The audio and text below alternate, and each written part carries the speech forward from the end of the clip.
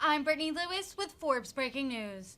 Last week, the House Appropriations Committee held a hearing to address the current teacher shortage.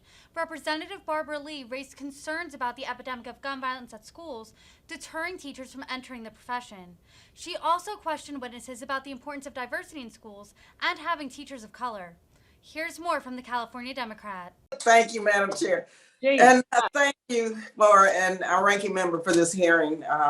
Boy, what a day. Let me also thank all of our panelists for being here today, especially, and for your tremendous work and leadership in securing the future. And that's what you're doing. And let me associate myself with all the remarks about the tragic, horrific massacre yesterday. Gun violence is continuing to kill students, teachers, and staffs. It's an epidemic. It's a public health epidemic, and it's got to stop. And I'm getting so worried that this trauma is settling in and people are becoming numb to this.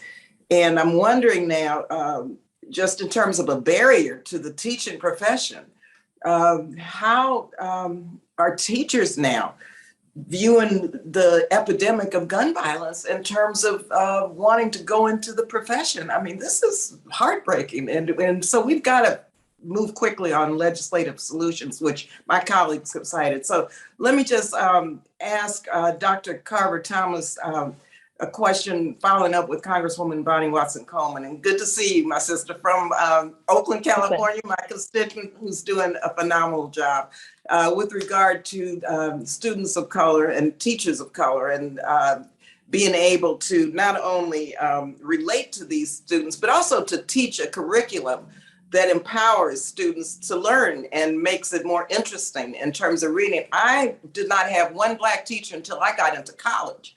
And it was awful because there was no connection to, for example, Black history in the curriculum or African history, no connection to who I was as a human being, which really created a lot of trauma for not only myself, but most Black people who are my age. And so can you talk about just the relationship between teaching one's history, also in the context of having teachers of color, being able to teach one's history within the context of teaching everyone. And then secondly, with regard to the Augustus Hawkins Center of Excellence, I had the privilege to work for Congressman Ron Dellums and knew Gus Hawkins very well. I spoke at his memorial. I cannot believe that this is just the first time we put 1 million per grantee into the program. This committee did. So can you just tell us what we need to do, given the importance of HBCUs as it relates to teacher education and our young people? Because HBCUs really train, 50% of the nation's Black teachers. thank you, Representative Lee. I want to reiterate the importance of teachers of color as cultural translators, that teachers of color are able to connect what their students are experiencing to what they're learning in the classroom.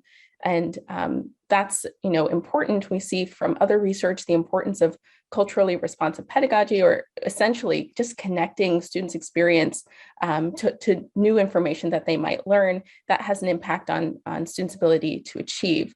And we see that borne out in the research that those practices lead to better academic outcomes for students, which can go a long way toward addressing some of the longstanding disparities in student opportunities and outcomes that we've seen for decades. And HBCUs and also tribal colleges and universities and other minority serving institutions play an important role in developing teachers who will go into classrooms and serve that important role. And as you mentioned, HBCUs disproportionately prepare teachers of color. They're preparing more teachers of color than, by proportion than other kinds of institutions. And so it's incredibly important that they have the resources they need to be able to create high quality programs like residencies and other kinds of high quality teacher preparation programs that offer the kind of rigorous coursework, closely aligned clinical practice in schools, mentoring from expert mentor teachers, and that experience in the kinds of schools where teachers will ultimately teach. Teachers of color are more likely to teach in schools serving mostly students of color. And it's important that they're able to have the experience teaching in those settings so that they feel confident and well prepared when they enter the classroom and more likely to stay for the long haul. Can I ask Randy real quickly before my time is up to comment on the gun violence and how that's affecting teachers, young people entering into the teaching profession? So thank you, Congresswoman. Look, all morning long, as you can imagine, my phone has been ringing off the hook. What can we do? How do we move through this? So teachers across the country are thinking about two things at the same time. Number one, they're thinking about grandmothers in Buffalo and kids in Texas. Number two, they're thinking about grandmothers in Buffalo and kids in Texas. And then number three, they're thinking about how do we create a safe, welcoming environment for all of us. That's why I lean into in this hearing the whole issue about community schools and wrapping around services. Schools are relational. If we create the trust and reconnect in terms of relationships, particularly in a post-COVID era, that's going to be really, really helpful. And that's what teachers are thinking about, not hardening schools, not arming themselves, but how we can create a safe, welcoming environment. Thank you. And thank you, Dr. Carver Thomas, very much, both of you, for your response.